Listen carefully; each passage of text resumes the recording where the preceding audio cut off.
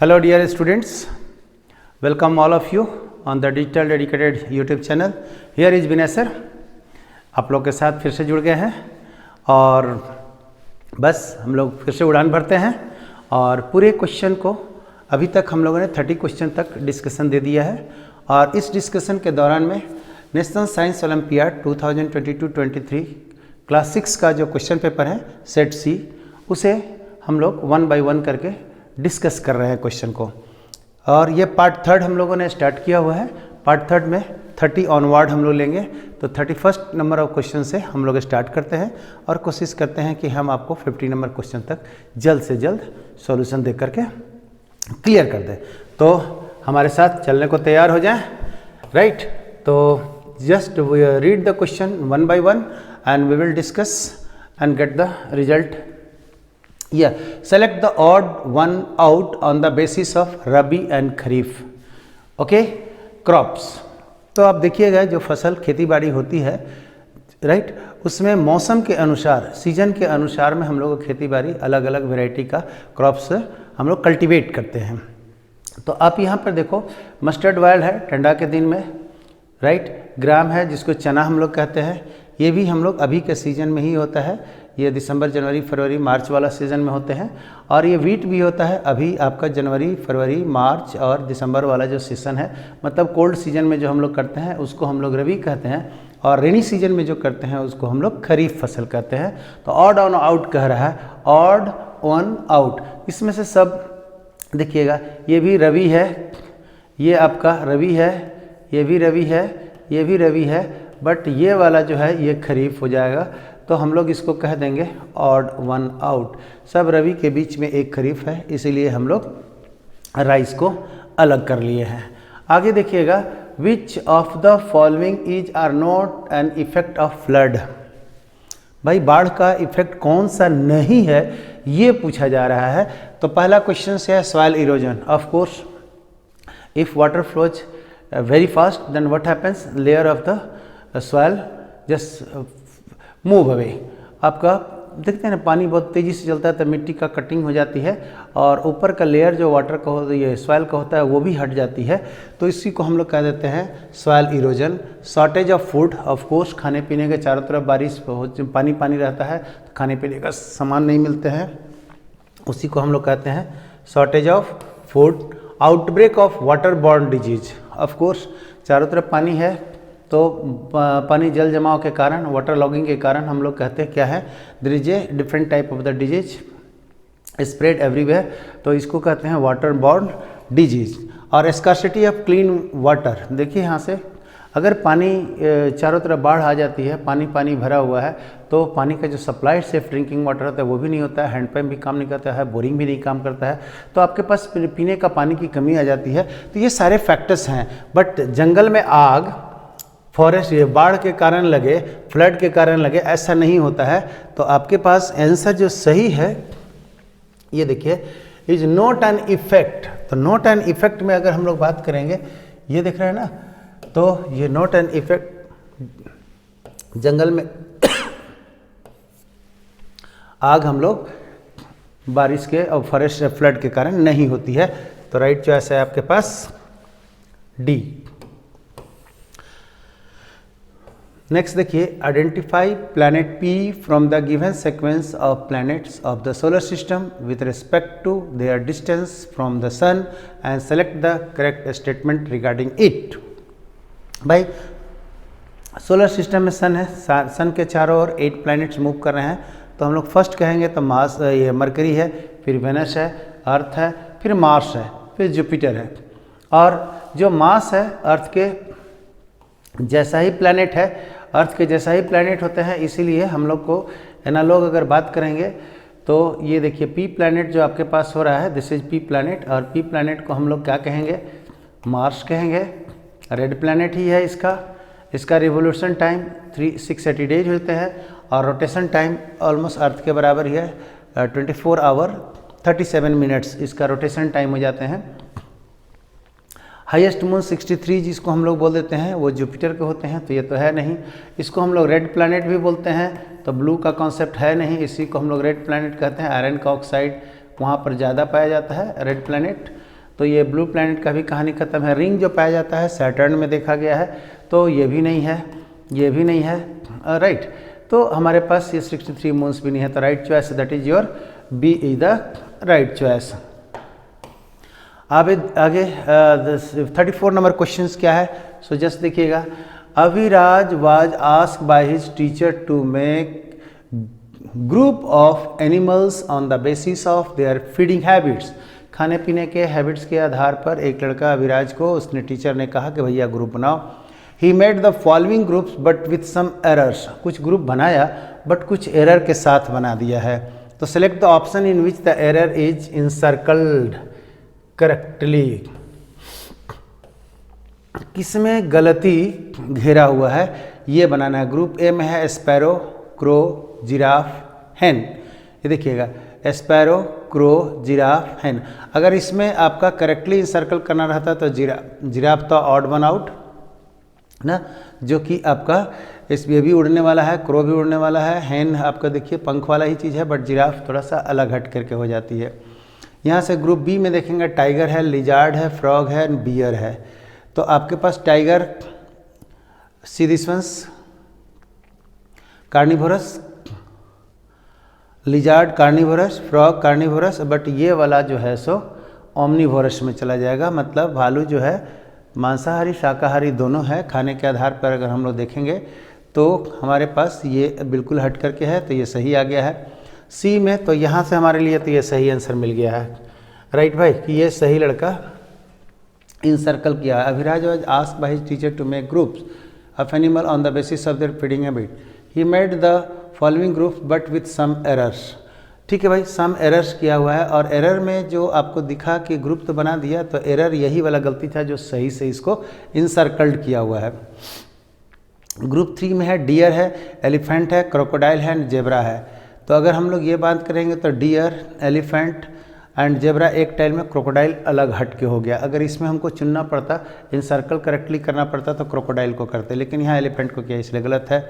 यहाँ पर देखिए लायन है, हिप्पोपोटामस है, स्नेक्स है एंड आपके पास ईगल है। तो यहाँ पर भी आपका सर्कल इंसर्कल जो है आपको ठीक से नहीं किया हुआ है, राइट ना। ये अलग अलग टाइप का सारे चीज़ आ रहे हैं। सी ईटिंग हैबिट के आधार पे हम लोगों को करना है। तो ईटिंग हैबिट में अगर देखिएगा तो हमारे पास हिप्पोपोटामस अलग है, लायन है, स्नैक्स हो गए, ईगल हो गए, लेकिन यहाँ पर हिप्पोपोटामस का जो ईटिंग हैबिट है बिल्कुल डिफरेंट होता। और हम लोग को on the basis of eating habits, basis of their feeding habits हम लोग को करेक्ट करना था। तो यहाँ हिप्पोपोटामस को सर्कल करना चाहिए था, लेकिन यहाँ किया हुआ है ईगल को, इसलिए ये आपका भी गलत हुआ। तो हमारे पास बी चॉइस टाइगर है, लिजार्ड है, फ्रॉग है। ये सब को जो है ना सब मांसाहारी जिसको हम लोग कहते हैं ना कार्निवोरस, और ये वाला है ओमनिवोरस में से आप इसमें दोनों खाएगा, पेड़ पौधा भी खा लेते हैं और साथ में इसमें कुछ भी जीव जंतु को भी, ये एनिमल्स ही सबको भी खा लेते हैं, फ्लैश भी खा लेते हैं, फ्लैश ईटिंग हो एज वेल एज वेजिटेबल्स भी खाते हैं, तो इसलिए बियर कैटेगरी में चला जाएगा। आगे हम लोग बढ़ते हैं। See this one, match column 1 with column 2 and select the correct options from the given codes. अब देखो भाई कॉलम 1 है एंड कॉलम 2 है, बड़ी आराम से इसको आप सेलेक्ट करो। ये तुम लोग तो देखोगे कि हम लोग को क्या मिल रहा है। सो चेक कीजिए। तो कॉलम 1 में आयरन है, विटामिन सी है, आयोडीन है और विटामिन ई है। ठीक है भाई, आयरन है। और यहाँ से देखिए ग्रीन लीफ वेजिटेबल्स है, दूसरा लेमन है, तीसरा एलमंड है, फिर साल्ट है। आयरन हम लोग ने ग्रीन लीफ वेजिटेबल्स में पाया जाता है, जिसको स्पेशली हम लोग कहते हैं पालक का सब्जी या पालक का साग आप लोग बोलते हैं ना। ग्रीन लीफ वेजिटेबल्स है, उसमें हम लोग को काफ़ी कुछ आयरन का मात्रा पाया जाता है। तो ये देखिए, ये हम लोग सेटिंग अगर ज्वाइनिंग कर ले तो विटामिन सी लेमन में आराम से पाए जाते हैं, आयोडीन है तो साल्ट में, ये देखिए ऐसे है, और विटामिन ई एलमंड में पाए जाते हैं। बिल्कुल एलमंड जो खाइए, जो कहते हैं ना कि स्किन ठीक रहेगा विटामिन ई एलमंड खाने से, फाइब्रस है, डाइजेशन ठीक रहेगा।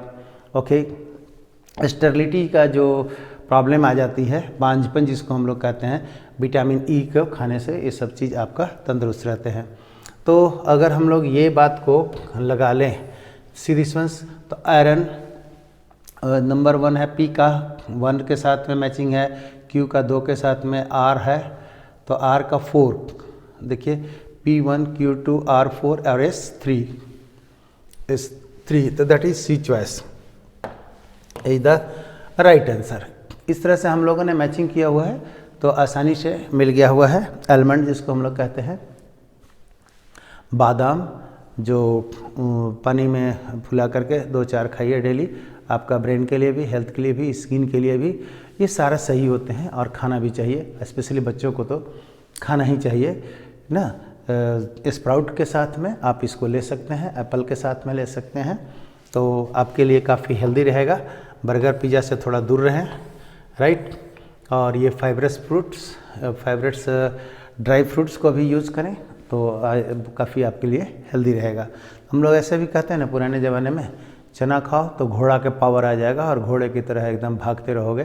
तो स्प्राउट जिसको कहते हैं ना, स्प्राउट आप लोग खाएं और उसके साथ में ये आलमंड का है उसे भी खाएं। Jantar Mantar is not located in, यहाँ से देखिए, Jantar Mantar is not located in, Delhi में भी, भोपाल में भी, Varanasi, Ujjain. Jantar Mantar is not located in, ध्यान रखिएगा, दिल्ली में भी है, वाराणसी में भी है, उज्जैन में भी है, एक भोपाल में आपका जंतर मंतर नहीं है। तो हम लोगों ने भोपाल के बारे में कहेंगे कि जंतर मंतर जो कि साइंटिफिक ऑब्जर्वेशन के लिए जयसिंह जो थे वो राजा अपना चारों तरफ ईसा बनवाए हुए थे एस्ट्रोनॉमिकल फिनोमेना को ऑब्जर्व करने के लिए, right. Identify the agricultural process shown in the given figure and select the correct statement regarding it. भाई ये चीज़ को फोटो को देखना है आपको, और फोटो को देखिए कि ये जो फार्मर है what he is doing, he has taken a bundle of the crops. आप राइस को भी कह सकते हैं, वीट को भी कह सकते हैं। राइस का जो हम लोग धान को काटते हैं खेत से, और काटने के बाद बंडल बना करके उसको हम लोग थ्राश करते हैं, पीटते हैं सर्टेन सपोर्ट पर, और उसके बाद इसमें स्टेक्स जो होते हैं जिसको हम लोग डंठल कहते हैं, और जो ग्रेन्स होते हैं वो दोनों अलग अलग हो जाते हैं। तो ये एक प्रोसेस है जिसके थ्रू ग्रेन्स और स्टेक्स को हम लोग अलग अलग कर लेते हैं। तो ये आपका चॉइस में जो आ जाएगा व्हाट ही इज डूइंग, तो फोटोग्राफ देख कर रखेंगे। In this process grains are separated from the stalks, तो ये आपके लिए उम्मीद करते हैं कि यही वाला चीज़ सही है। This is the value in this process grains are separated from the chaff, नहीं, ग्रेन्स और ग्रेन के ऊपर से जो कवर होता है जिसको कि हम लोग भूसा कहते हैं उसको अलग नहीं करना होता है। ये स्टेक्स और ग्रेन को हम लोग अलग करने का प्रोसेस है। This process is done to increase the fertility of the soil. No, fertility of soil के लिए ये प्रोसेस नहीं करते हैं। फर्टिलिटी ऑफ द सॉइल्स के लिए हम लोग जो स्टेक्स होता है उसको छोड़ देते हैं और वो अपने आप में मिट्टी के साथ मिल करके एक फर्टिलाइज़र के रूप में काम करने लगता है। तो यहाँ पर तो ये है कि फार्मर जो है ये ग्रेन्स को और स्टेक्स को अलग अलग कर रहा है। In this process crop is dried. No, सुखाने का भी ये प्रोसेस नहीं है, सुखाया जाता है लॉन्गर टाइम पीरियड के लिए, बट ये प्रोसेस जो है वो सुखाने का प्रोसेस, ड्राई करने का प्रोसेस नहीं है। सो चॉइस ए इज करेक्ट। आगे देखिए, which among the following fibre give the order of salary on burning, ध्यान रखिएगा, सैलरी ऑन बर्निंग। तो आपके पास सैलरी कौन सा है, कॉटन है, ऊल है, नायलॉन है, फ्लैक्स है, सबको जलाइएगा तो सब में एक महक आती है, राइट। ऑर्डर जिसको कहा हुआ है कि which among the following fibre gives the order of salary on burning. Salary होता क्या है, तो हम लोग जिसको कहते हैं ना मंगरेला, जवाइन जिसको कहते हैं, लिट्टी में डालते हैं, मंगरेला जवाइन जिसको कहते हैं। तो जो अगर हम लोग जवाइन को जलाएंगे उसका गंध किससे मैच करता है, तो कॉटन का अलग गंध है, ऊल का अलग गंध है, थोड़ा पंजेंट टाइप का स्मेल रहता है, उसका भी जलाइएगा। तो this is your nylon, nylon को जलाइएगा तो एक थोड़ा सा बेकार गंध लगता है, इसका भी सैलरी को जलाइएगा। तो this is very important ingredients in our food system. मसाले के रूप में इसको हम लोग जो यूज करते हैं जिसको अजवाइन कहते हैं ना, खासकर गैस जिसके पास होता है पेट उट में, तो उसके लिए ये अजवाइन का सेवन ज़्यादा किया जाता है। अजवाइन को पानी में फुला करके पीने से भी आपको गैस का सिस्टम में काफ़ी राहत मिलती रहती है। तो उसका भी थोड़ा सा अलग टाइप का स्मेल होता है, उस स्मेल से मिलता जुलता नायलॉन का होते हैं। तो कुछ फैक्चुअल क्वेश्चंस है, इसको आपको रखना है याद। आप समझ ही रहे हैं कि आपको ऊल को जलाएंगे तो उसका एक डिफरेंट टाइप का स्मेल आता है, कॉटन का अलग स्मेल आता है। अगर कहीं आग कॉटन में पकड़ लिया हुआ है तो दूर से ही हम लोग पता लग जाता है कि someone there is a fire in the cotton and in the dress.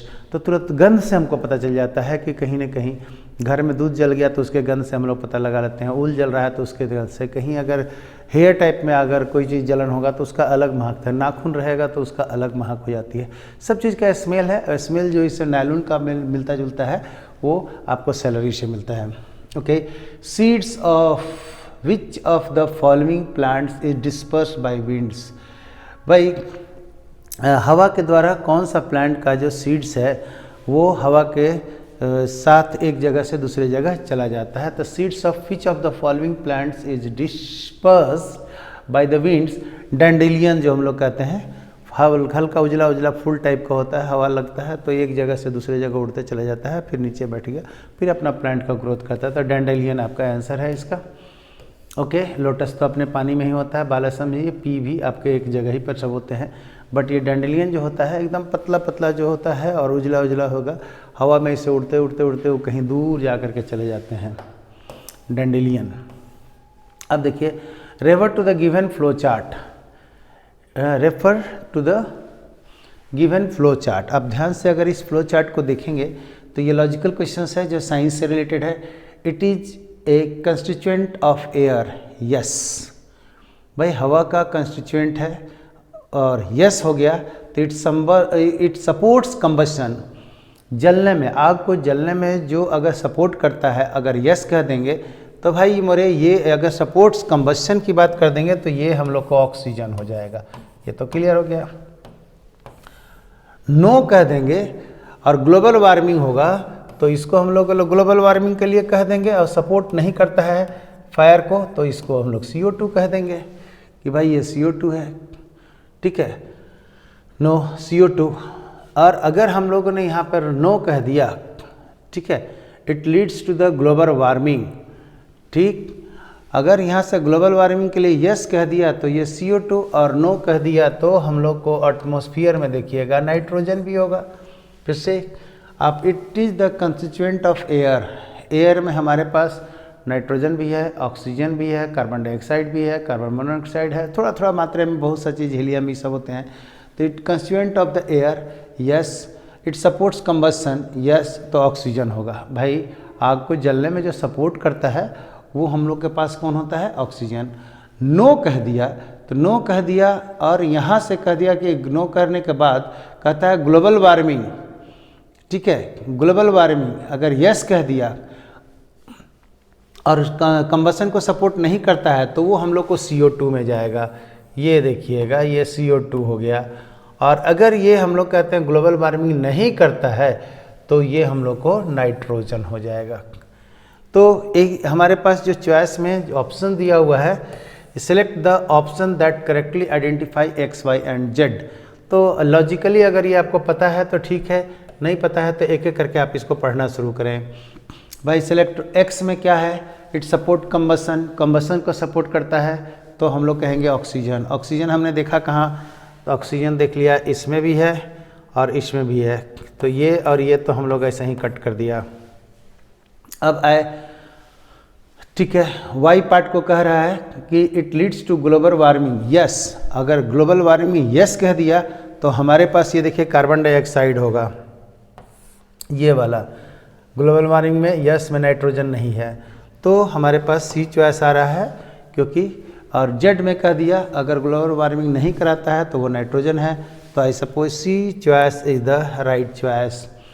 भाई एयर है, एयर से एक इम्पॉर्टेंट कंस्टिट्यूएंट पार्ट को हम लोग देखा कि एयर में क्या क्या चीज़ है। फिर से क्वेश्चन को देखिए, कंस्टिट्यूएंट ऑफ एयर, यस।